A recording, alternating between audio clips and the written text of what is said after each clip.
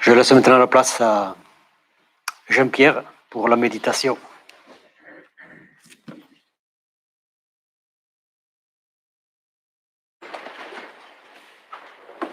Bonjour à tous et toutes.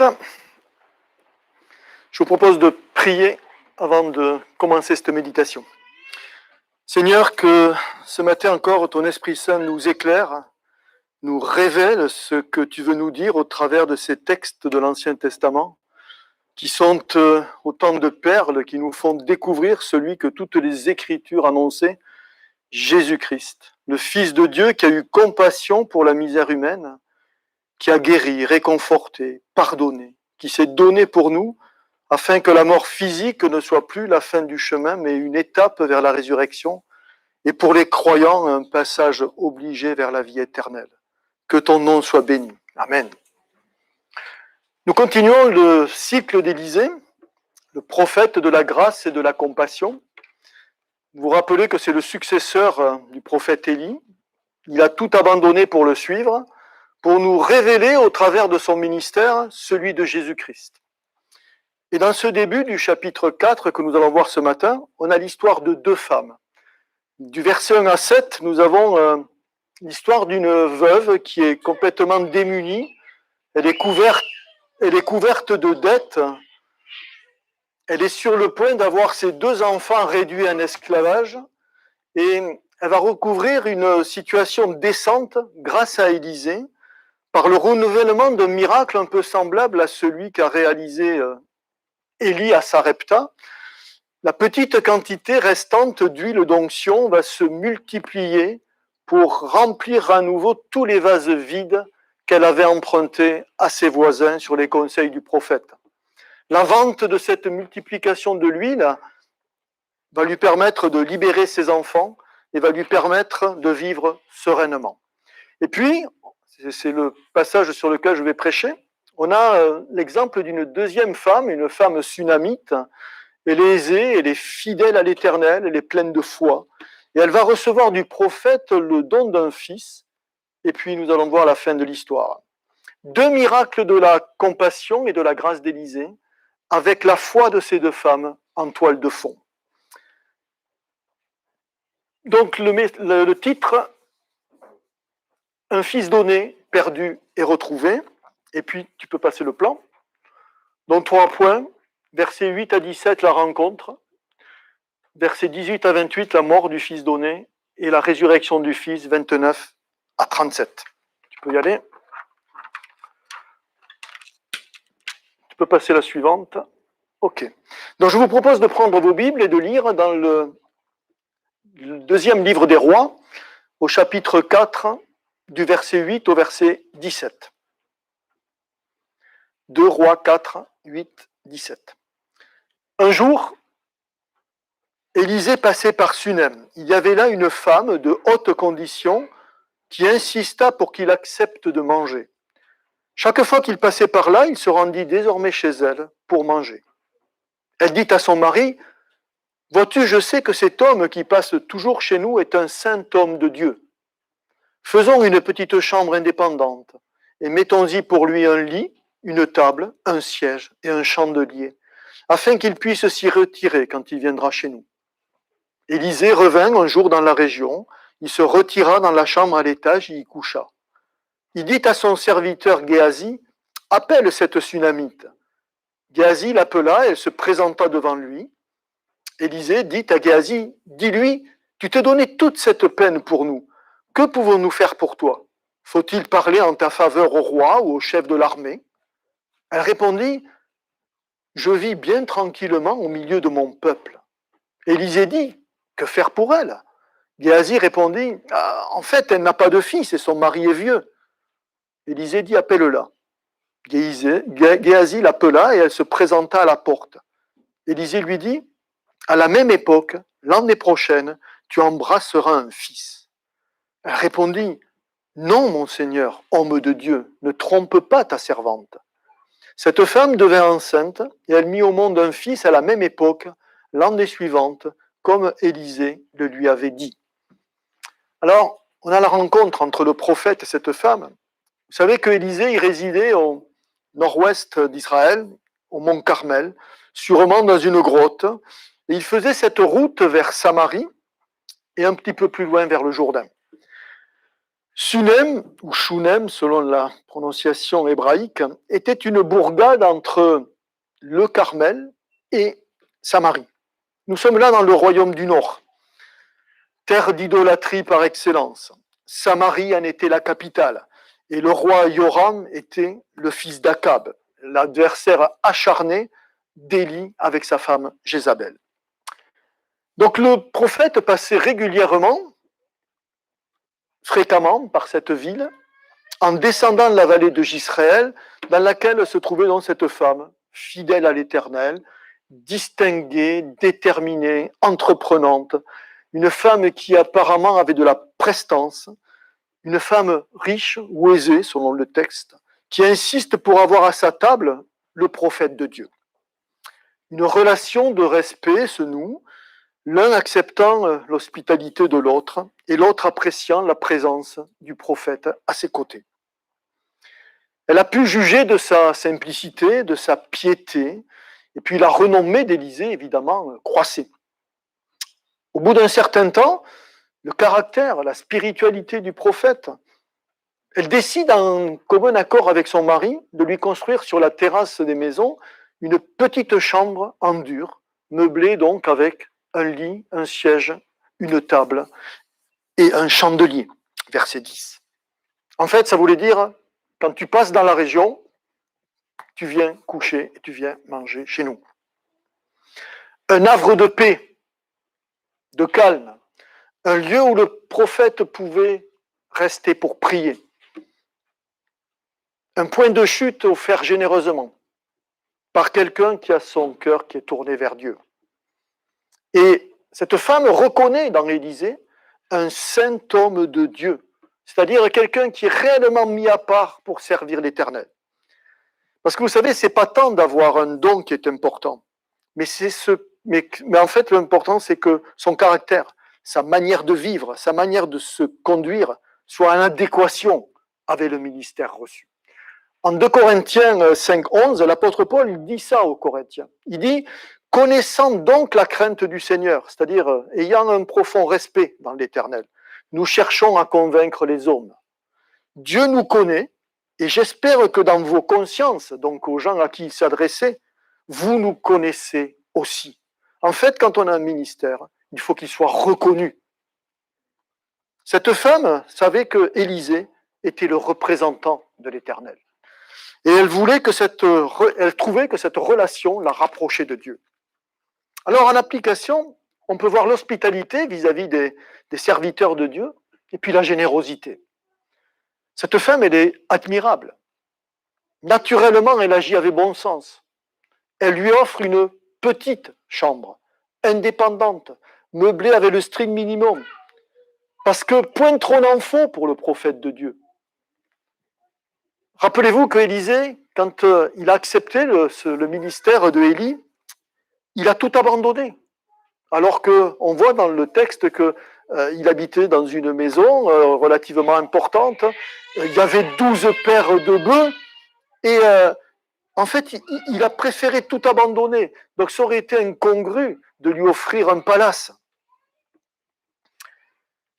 Cette femme, elle a aussi parfaitement compris que elle pouvait tirer des bénédictions de la présence du prophète auprès de sa famille. Elle est généreuse, pas par intérêt, mais parce qu'elle se sent ainsi en communion spirituelle avec l'Éternel. Alors, frères et sœurs, ce matin, vous, est-ce que vous avez cette soif, cette détermination à rechercher la présence de Christ près de vous? Faites-vous preuve d'hospitalité pour Jésus. Lui trouvez-vous toujours une petite place pour l'accueillir dans votre cœur? Trouvez-vous du temps à lui consacrer? Ou n'est-ce que quand vous avez achevé ce que vous aviez envie de faire? L'attachement qui s'est créé entre ces deux personnages est fort. C'est un lien durable, c'est un lien profond, c'est un lien permanent. Elle a soif de ce que le prophète lui apporte, comme enseignement lors des repas. Il doit y avoir des partages phénoménaux, des conversations spirituelles. En préparant ce message, je me suis dit qu'elle ressemble un peu à Marie de Béthanie. Donc la parole nous dit qu'elle avait la meilleure part, parce que elle restait au pied de Jésus pour profiter de son enseignement et baigner dans sa parole. Alors est-ce que vous avez, vous aussi, envie de partager vos meilleurs moments avec Jésus, d'écouter ce qu'il a envie de vous dire, ce qu'il veut corriger dans vos vies?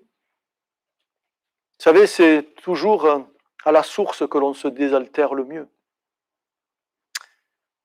Je ne saurais trop vous conseiller de vous plonger dans sa parole, avec l'envie d'apprendre ce qu'il veut vous confier. Ayez toujours une foi intense, un appétit important pour cette sainte parole. Parce que, en ne faisant que du survol, sans rien voir, des détails, sans rien apprendre, il n'y a pas beaucoup de résultats dans nos vies. Et la marche chrétienne s'en ressent. En fait, la bonne question, c'est toujours pareil. Christ est-il ou non votre priorité? Êtes-vous persuadé que le peu que vous faites pour lui est suffisant? Parce que lui, il veut votre cœur en entier.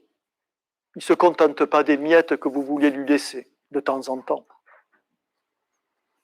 Dans les versets 12 à 17, on voit la reconnaissance et la bénédiction du prophète. Parce qu'au bout d'un certain temps, Élisée, il est reconnaissant de sa générosité et il veut la remercier pour cette chambre et pour les repas qu'il prend dans la famille. Elle a insisté pour faire en sorte que Élisée se sente à l'aise lorsqu'il passe par Sunem, pour qu'il ait un point de chute lorsqu'il voyage dans la région. Et Élisée, quelque part, il se dit, je vais renvoyer l'ascenseur. Tu m'as fait du bien, si je peux faire quelque chose pour toi en retour, demande. Alors on comprend bien que c'est pas la première fois qu'il mangeait là, qu'il couchait là, donc il avait noué des relations, il connaissait la famille, il connaissait les besoins. Et je pense que là, en fait, il teste la foi de cette femme en lui proposant des avantages matériels. Est-ce que tu veux que je te demande quelque chose pour toi au roi? Est-ce que tu veux que je demande quelque chose au chef de l'armée? C'est-à-dire peut-être moins de taxes, plus de terres, plus de sécurité. Des besoins matériels, un coup de pouce, un piston. Et ça, c'est un test. C'est une épreuve de foi. As-tu le désir de voir simplement augmenter tes biens matériels? Tu t'es donné toute cette peine pour nous, que pouvons-nous faire pour toi? Et la réponse de cette femme, elle est surprenante. Et elle montre qu'elle n'est pas vénale. Elle n'a pas facilité le ministère du prophète uniquement par intérêt. Qu'est-ce qu'elle répond? Verset 13, la fin. Je vis bien tranquillement au milieu de mon peuple. En fait, j'ai besoin de rien. Je te demande rien. Je veux rien. Elle se contente de ce qu'elle a. Elle est bien comme ça. Cherche pas une position plus élevée. Elle vit tranquille dans sa propriété, au milieu des siens, et cela suffit à son bonheur. Paul dira dans Philippiens 4, verset 11, « Ce n'est pas en vue de mes besoins que je vous dis cela, car j'ai appris à être content de l'état où je me trouve. » Et comme application, c'est que le contentement, frères et sœurs, c'est un don de Dieu. J'ai appris, nous dit l'apôtre, en Philippiens 4, 11. J'ai appris, ça veut dire que ce n'est pas naturel. Notre vieille nature nous pousse à aspirer toujours, à posséder toujours de plus en plus. Toujours plus de choses matérielles. Alors que la seule chose qu'il faut chercher, le seul trésor qu'il faut posséder, c'est d'être en Christ. Et ce trésor d'une immense valeur, il n'y a que le Fils de Dieu qui peut nous le donner. Alors souvent, beaucoup ne veulent pas apprendre, ils oublient ce qu'ils entendent, ils ne désirent pas faire les choses que Jésus veut que l'on fasse pour lui ressembler. Et cependant, le plus grand des trésors, c'est d'être enfant de Dieu. Les choses spirituelles ne sont pas paradoxalement faciles à acquérir, justement parce qu'elles sont gratuites. Mais elles demandent de considérer les choses matérielles comme de la boue, des ordures, dit Paul, en Philippiens 3, 8. Voilà ce que dit Paul. Et même je regarde toute chose comme une perte, à cause de l'excellence de la connaissance de Jésus-Christ, mon Seigneur, pour lequel je renonce à tout. C'est ça être disciple, renoncer à soi-même. Et je les regarde comme de la boue afin de gagner Christ. Cette femme, vous savez, elle a un équilibre fragile, mais sa foi, ce que Dieu lui a donné, ses racines, sa famille, suffisent à la satisfaire, elles suffisent à son contentement. Et là, on a un passage extraordinaire, c'est que le serviteur d'Élisée, Géasi, lui, il marche que par la vue. Il croit voir ce dont elle a besoin. Qu'est-ce qu'il dit? Le mari est âgé, ils n'ont pas d'enfant, ce doit être le besoin primordial pour cette femme. Verset 14, en fait, elle n'a pas de fils et son mari est vieux. Alors, beaucoup de commentateurs ont pensé que c'était là un problème de stérilité, qui était d'ailleurs fréquent dans la Bible. En Genèse 15, Abraham et Sarah apprennent la promesse de Dieu qu'il y aura un fils qui s'appellera Isaac. Qui c'est qui peut me dire combien de temps ils vont attendre? Celui qui me dit 9 mois, c'est qu'il n'a pas compris.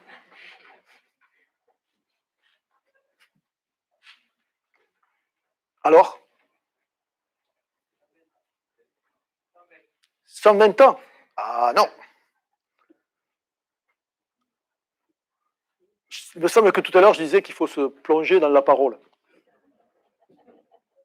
J'ai eu l'impression d'avoir dit ça.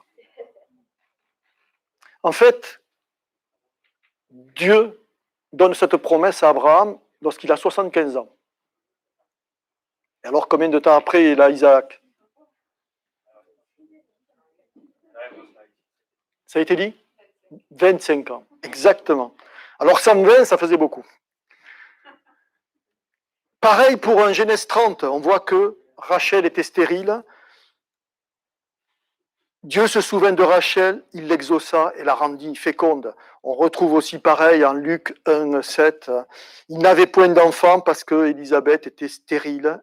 Ils étaient l'un et l'autre avancés en âge. Et puis ils auront Jean-Baptiste. Donc la stérilité était considérée comme un jugement de Dieu. Aujourd'hui, les avis sur ce passage ont un petit peu évolué. On pense en fait qu'il n'était pas question de stérilité. Et d'ailleurs, le mot n'apparaît pas en hébreu dans le texte, mais plutôt d'une maladie génétique transmissible qui entraînait la mort prématurée des enfants. Et vous verrez que ça a de l'importance pour la suite du récit. Certains pensent donc que cette femme avait déjà perdu un ou plusieurs enfants, ce qui rend plus compréhensive sa stupéfiante réponse.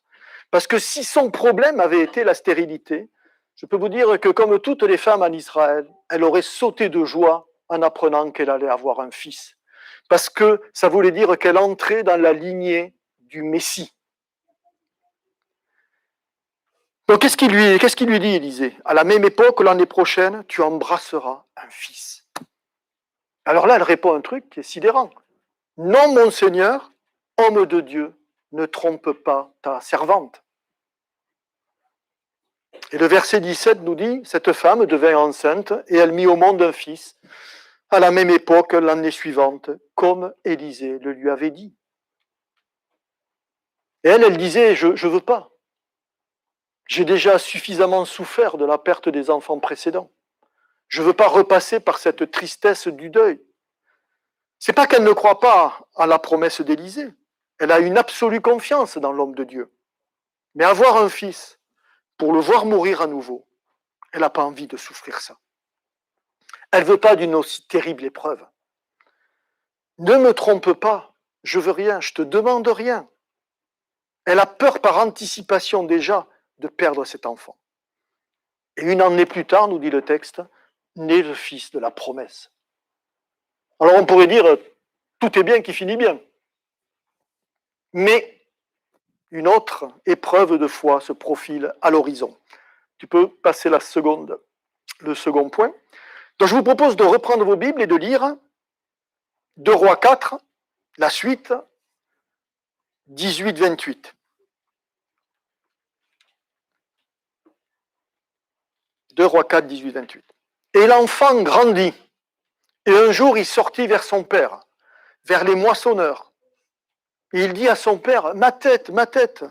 Et le père dit au serviteur, porte-le à sa mère. Et celui-ci l'emporta et l'emmena à sa mère. Et l'enfant demeura sur les genoux de sa mère jusqu'à midi, et il mourut. Et elle monta, elle le coucha sur le lit de l'homme de Dieu, elle ferma la porte sur lui et sortit. Et elle appela son mari et dit, envoie-moi un des serviteurs et une des ânesses. Je veux courir jusque chez l'homme de Dieu et revenir. Il lui dit, qu'y a-t-il que tu veuilles aller vers lui aujourd'hui? Ce n'est ici ni jour de nouvelle lune, ni sabbat. Et elle dit, tout va bien. Elle batta l'ânesse et dit à son serviteur, chasse l'ânesse et marche. Ne m'arrête pas dans ma course à moins que je ne te le dise. Et elle partit et vint vers l'homme de Dieu sur la montagne du Carmel. Et lorsque l'homme de Dieu la vit de loin, il dit à Géasi, son serviteur, c'est cette Sunamite. Maintenant, cours à sa rencontre et dis-lui, tout va-t-il bien pour toi? Tout va-t-il bien pour ton mari? Tout va-t-il bien pour l'enfant? Et elle dit, tout va bien. Et elle vint vers l'homme de Dieu sur la montagne. Elle embrassa ses pieds, et Géasi s'approcha pour la repousser. Mais l'homme de Dieu lui dit, laisse-la, car son âme est dans l'amertume, et l'Éternel me l'a cachée et ne me l'a point fait connaître. Et elle dit, verset 28, avais-je demandé un fils à mon Seigneur? N'avais-je pas dit, ne me trompe pas? La mort a frappé. D'après le mot hébreu pour enfant, Yeled, je ne sais pas si vous vous rappelez, Paul, la semaine dernière, quand il nous a raconté ce récit des 42 enfants, des adolescents, des deux ours, le mot hébreu était nar, et c'était adolescent jusqu'à 18-20 ans. Et là, Yeled, c'est à peu près 7-10 ans. Donc ce garçon, depuis 10 ans, c'était le bonheur. Voilà. Chaque fois que Élisée revenait à Sunem, il devait être dans la joie de retrouver cette famille si généreuse, cette femme si respectueuse de son ministère. Et puis, il pouvait partager avec eux les bénédictions de Dieu parce qu'il en avait été l'ouvrier. Il voyait le fils de la promesse grandir sans problème. Et malheureusement, ce jour-là, donc 10 ans après la naissance, en quelques heures, il meurt sur les genoux de sa mère. Et cette femme, elle va nous montrer, suite à ce décès brutal, sa force de caractère, sa foi en ce Dieu qui a pourvu et son empressement à rejoindre celui qui, seul, pouvait encore faire quelque chose. A-t-elle pensé à la résurrection du fils de la veuve de Sarepta, que Élie avait ressuscité? Elle a mis tous ses espoirs en Élisée, le prophète de la grâce qu'elle connaît depuis 10 ans. Elle réalise que seul celui dont Élisée est le messager peut intervenir pour faire revenir son fils. Et donc, pas de temps à perdre. La solution, si elle existe, elle est au bout de ce voyage qu'il y avait à faire. 32 kilomètres de Sunem au Mont Carmel. 64 kilomètres aller-retour, monté sur une ânesse. Son mari, passif, peut-être résigné en voyant ce renouvellement d'une mort d'un enfant déjà subi dans le passé, n'est même pas averti du décès. Elle lui communique juste son intention d'aller vers le prophète. Elle a déposé le cadavre de son fils sur le lit du prophète. Dans cette chambre qui lui était réservée, personne n'y allait à part Élisée. Et c'était sûrement justement pour que personne ne découvre le décès de l'enfant. Parce que à cette époque-là, en Israël, il fallait enterrer très rapidement les cadavres et souvent ça devait être fait dans moins de 24 heures. Son esprit lui dicte qu'il faut agir dans la rapidité, car son espérance, la seule qu'elle possède, elle est en Élisée. Et elle ne perdra pas espoir tant qu'elle n'aura pas ramené le prophète près de son fils mort. Et c'est l'explication des tout va bien que l'on trouve dans ce texte. À son mari, à Géasi. C'est le tout va bien de celui qui souffre intensément, mais qui veut trouver rapidement la solution qui lui paraît la plus probable, la plus possible. Donc pas de temps à perdre à se lamenter, pas de temps à perdre pour expliquer les circonstances du décès aux uns et aux autres, mais le désir puissant d'être dans la présence d'Élisée. Et le texte nous dit là que Élisée, le prophète de la vision spirituelle par excellence, celui à qui Dieu ne parle jamais mais qui sait toujours tout, en cette occasion, l'Éternel ne l'a pas éclairé. Mais vous savez, Jésus ne savait pas tout, ou tout au moins il n'y a qu'une chose qu'il ne savait pas. C'était la date de son retour, que seul le Père connaît. Et donc on a une similitude dans les ministères entre celui de Élisée et celui de Christ. Et donc cette femme lui dit, avais-je demandé un fils à mon Seigneur? N'avais-je pas dit, ne me trompe pas? Il comprend tout de suite ce qui se passe, Élisée. Il sait que ce fils de la promesse est mort.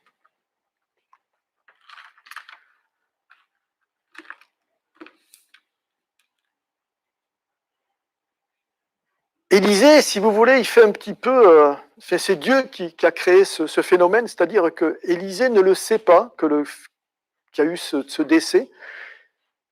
Mais c'est aussi comme dans le cas de la résurrection de Lazare. Vous savez que Jésus apprend que Lazare est malade et il attend. Il attend 4 jours pour se rendre à Béthanie, pour faire cette résurrection de Lazare. Et c'était uniquement pour glorifier Dieu. Et là, on a un petit peu la même chose. En fait, c'est une épreuve de foi. Et la foi de cette femme, si par exemple, Élisée avait été averti que l'enfant était malade, il aurait très bien pu se rendre à Sunem et empêcher qu'il ne meure. Là, en fait, l'Éternel n'a rien dit à Élisée et on est devant vraiment une mort d'un enfant. Et c'est là où la gloire de Dieu va resplendir parce que Élisée va pouvoir ressusciter cet enfant. Donc c'est vrai que c'est des choses vraiment étonnantes. Donc c'est une grande leçon pour nous, que dans les bourrasques, dans les tempêtes de nos vies, lorsqu'il y a urgence, il ne faut pas non plus passer par les intermédiaires, mais il faut directement aller à la croix de Christ. Soyons comme cette femme, écartons ceux qui pourraient vouloir nous faire douter, écartons ceux qui auraient des solutions humaines, mais qui jamais ne peuvent égaler la puissance de la souveraineté de Dieu. C'est en lui que nous devons, en toute situation, nous abriter. J'aime beaucoup le psaume 91. L'Éternel parle à celui qui l'implore dans la détresse. Et voilà ce que dit l'Éternel. Il m'invoquera et je l'exaucerai. Je serai avec lui dans la détresse. Je l'en retirerai et le glorifierai. Je le rassasierai d'une longue durée de jours et je lui ferai voir ma délivrance. Le juste vit par la foi, frères et sœurs, pour voir la délivrance de Dieu. Passons au 3e point. Et on va lire donc 2 Rois 4, 29, 37. 2 Rois 4, 29, 37. Fin de l'histoire.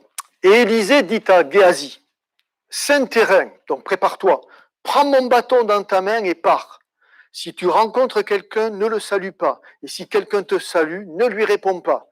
Tu poseras mon bâton sur la figure de l'enfant. Et la mère de l'enfant dit, par la vie de l'Éternel et par ta propre vie, je ne te laisse pas. Et Élisée se leva et la suivit. Géasi arriva avant eux et posa le bâton sur le visage de l'enfant. Mais il n'y eut ni voix, ni mouvement. Et il s'en revint à la rencontre d'Élisée et le lui annonça, disant, l'enfant ne s'est pas réveillé. Élisée arriva à la maison, et voici l'enfant était mort, couché sur son lit. Élisée entra et ferma la porte sur eux deux, et il pria l'Éternel. Il monta et se coucha sur l'enfant. Il plaça sa bouche sur sa bouche, et ses yeux sur ses yeux, et ses mains sur ses mains.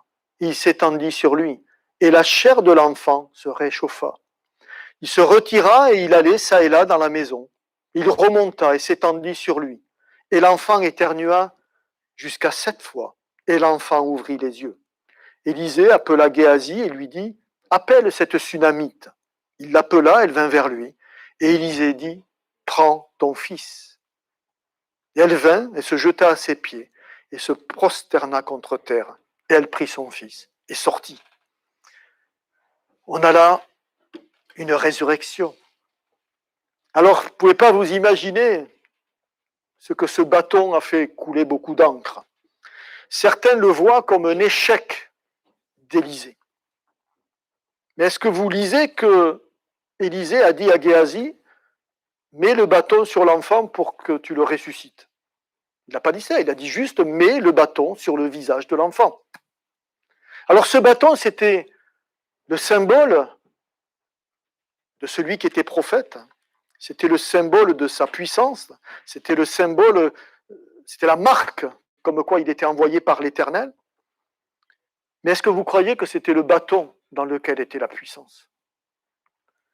Cette force qui peut régénérer un mort, est-ce qu'elle était contenue dans le bâton de Géasi? Pas du tout. Cette source de vie, elle vient de Dieu, bâton ou pas bâton.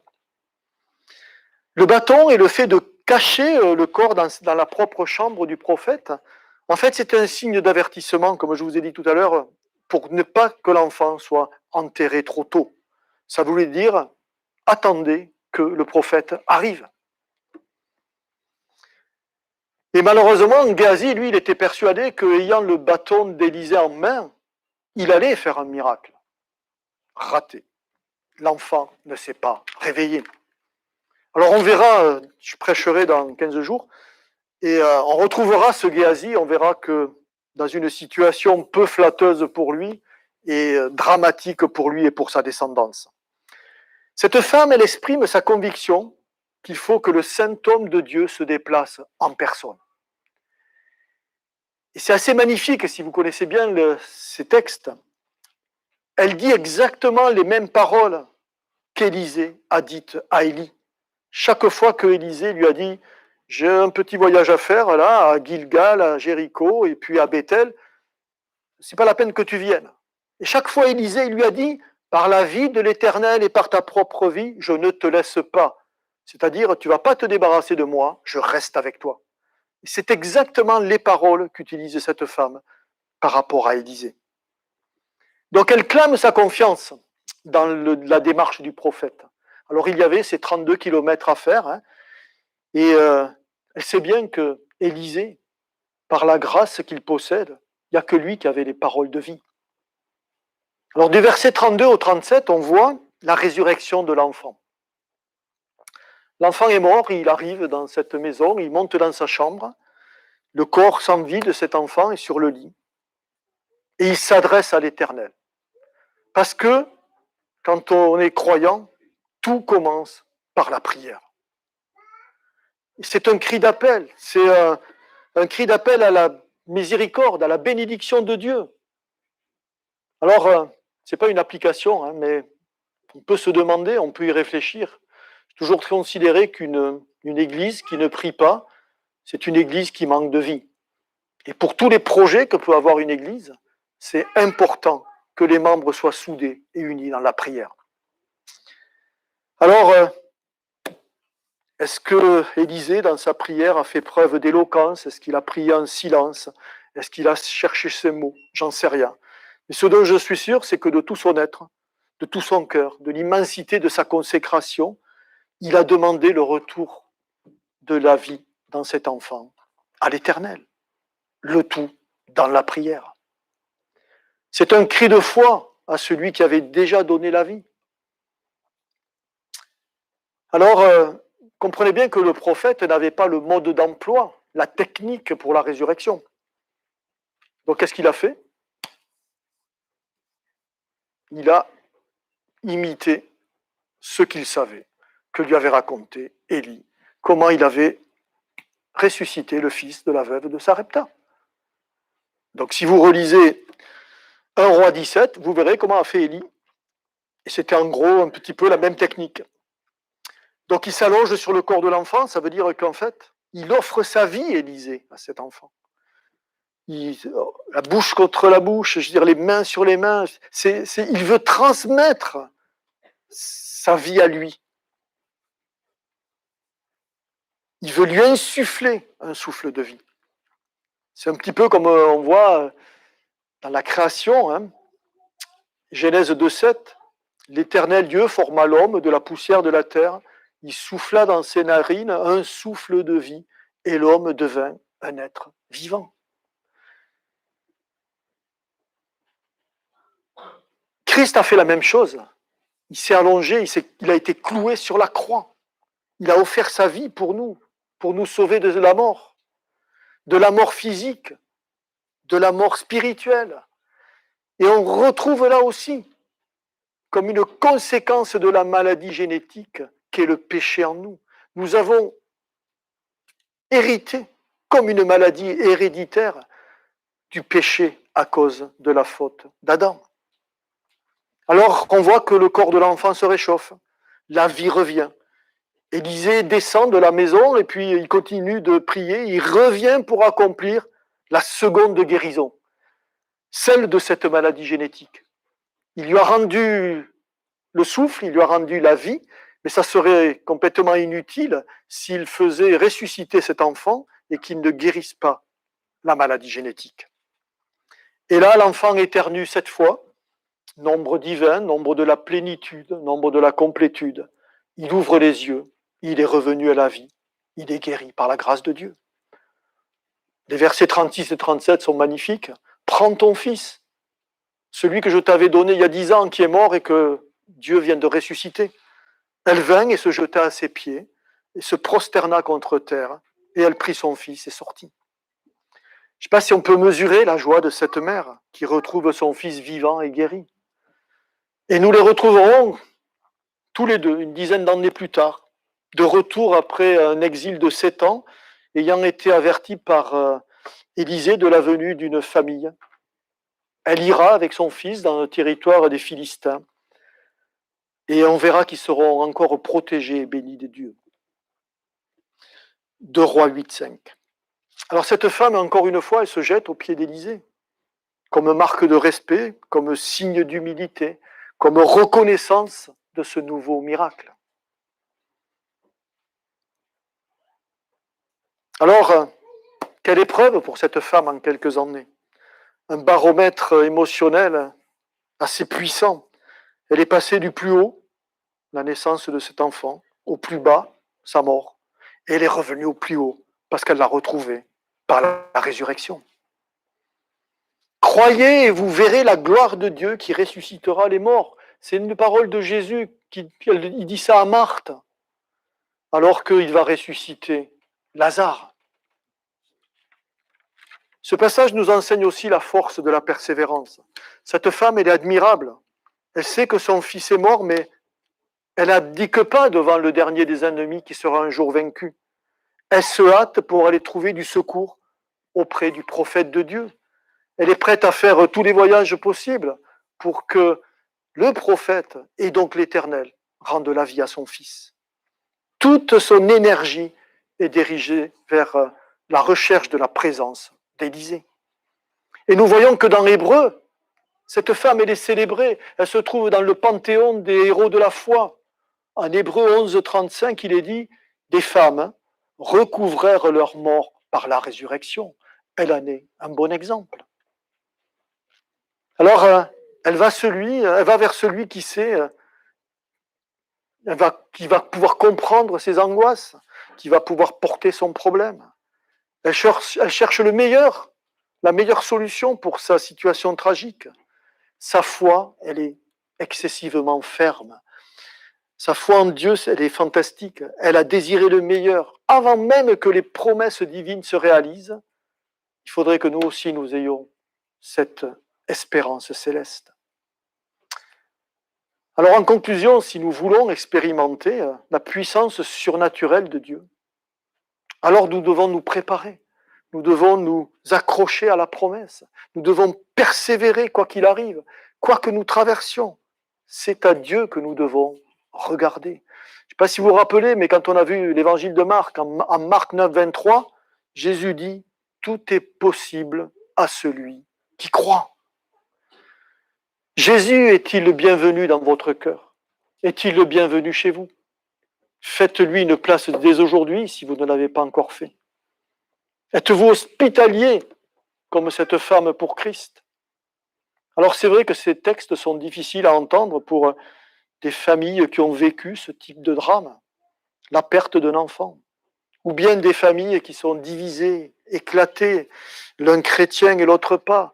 Ces passages nous disent que le bonheur, les bénédictions, c'est pas quand tout va bien. Mais c'est dans l'exemple de vie de ceux qui croient, qui tiennent fermement en Dieu, même quand tout va mal. Et par la foi, comme cette femme qui a traversé ces épreuves terribles, nous devrions avoir la capacité de dire, avec Christ, tout va bien. En hébreu, dans le texte, c'est le mot shalom. Tout va bien, c'est la paix. Ça veut dire qu'en Christ, je suis en paix. Je suis racheté, je suis pardonné, je suis justifié, je suis glorifié. Alors que votre vie, frères et sœurs, que votre conduite soit changée.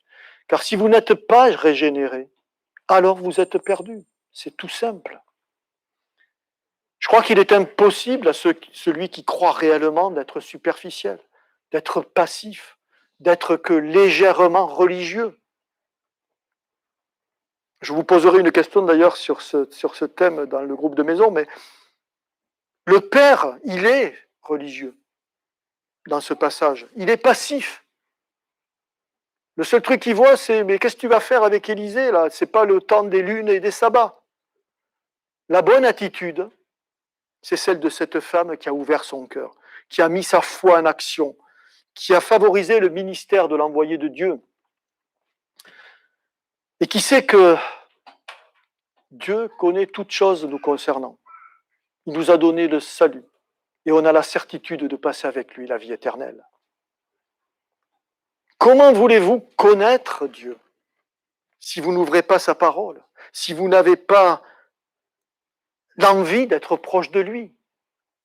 Comment arriverez-vous à entendre ce qu'il a à vous dire? La Sunamite, elle avait cette faim et cette soif de se nourrir spirituellement, d'abord en côtoyant l'Élysée. Alors nous devrions avoir les mêmes aspirations à la lecture de la Bible pour grandir en Christ et déployer la foi en action. Comptons sur la grâce de Dieu pour nous transformer. Demandons-lui d'augmenter notre foi, de nous donner toujours l'envie de mieux le connaître, d'être le plus proche de lui. Et puis, quoi qu'il arrive, d'accepter sa souveraineté dans nos vies. Cette femme, elle est un exemple pour toutes les mères, pour vous, mes sœurs. Priez pour vos enfants, pour les emmener à donner leur cœur à Dieu. Priez sans cesse pour lui demander ses bénédictions sur vos enfants, sur vos familles, sans jamais vous lasser, car en lui, avec lui, tout ira bien. Je voudrais vous laisser juste un verset écrit par le prophète Jérémie en Lamentation 3. C'est « Les bontés de l'Éternel ne sont pas épuisées, ses compassions ne sont pas finies. Elles se renouvellent chaque matin, et grande est sa fidélité. » Amen.